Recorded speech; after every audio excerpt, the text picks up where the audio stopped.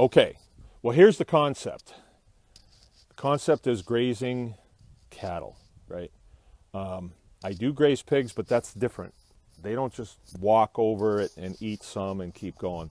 They'll stand and they'll dig a hole a foot thick, deep. So that is a different type of grazing. I don't really graze sheep. I have some here, but they're just kind of there, and I don't pay a lot of attention to them. They just kind of are on a field, and it's a big field, and I'm not using it this year, so there they are. But my cows is what we would call now a homestead herd. Okay, so I have 3 cows in there, and a cow being a bovine that we milk, so they've had a calf. Their calves are out there, and then I have some beef cows. Now the beef cows, or the steers, are males that have been castrated, and they were once just the calves of the cows, but now they're steers, and they're here because we're going to keep on feeding them, and then someday they will be porterhouses, right? So I'll show you that scene over there. They're all out there chowing down. I just dropped them some bales this morning. Oops. So there they are. And this is the field that I keep them on. There's one down there in the corner getting something to drink. But the concept is grazing. And you may just think, oh, all you got to do is let them out on a field and make sure they don't get away and everything will be fine. No, there's a whole lot more to it than that. We only want them on an area for a short period of time, just enough to feed themselves and just take the top bites off of those grasses that are out there. We don't want them digging way down and getting the roots and everything, because it'll destroy the field. So in order to do that, you have to have a temporary system of keeping them where you want them, and nothing works better than electric. All right. So what you will need for this is you will need an electric fencer.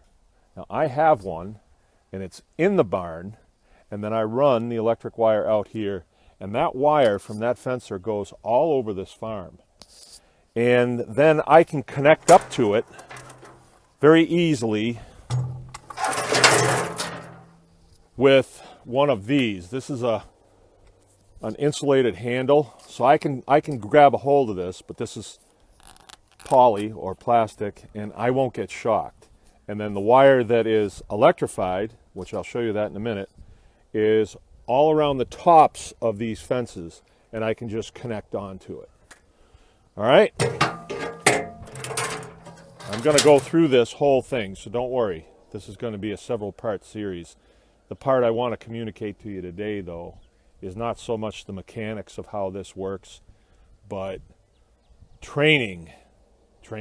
We won't be putting them out until probably the 15th, or more accurately, the 16th of May. That's when you put them out around here.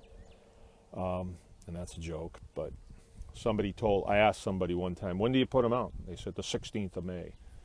So it really depends on how high the grass is and when I really need to get them out. Right now, I still have hay in the barn, and a lot of it, so I don't need to put them out on the grass. But the beauty of this is, let me just turn this around and show you somebody right here. This will help with this analogy that I'm going to make, this section. Okay, that dude right there, he is 2 years and probably about 4 months old. He is half Wagyu and half Angus, right? And so he's been here since he was just a young calf. And he is gaining, on an average day, about 1.75 pounds off of just dry hay. Now, when I put him out on grass, big difference between grass and hay, he could go up to as much as 2 pounds a day. So that's going to be a big animal. He's big now, but he's going to be real big by the time summer comes to an end. And that's a whole nother subject, but we always want to butcher our beef in the fall. So that's what we will be doing.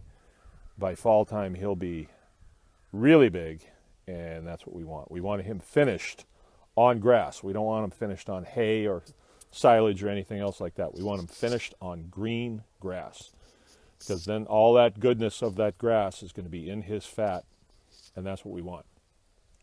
Okay, so, but this video is about training, and I feel strongly about this because we know people who have said, oh, I want to graze my cattle too, but they just walk through those fences.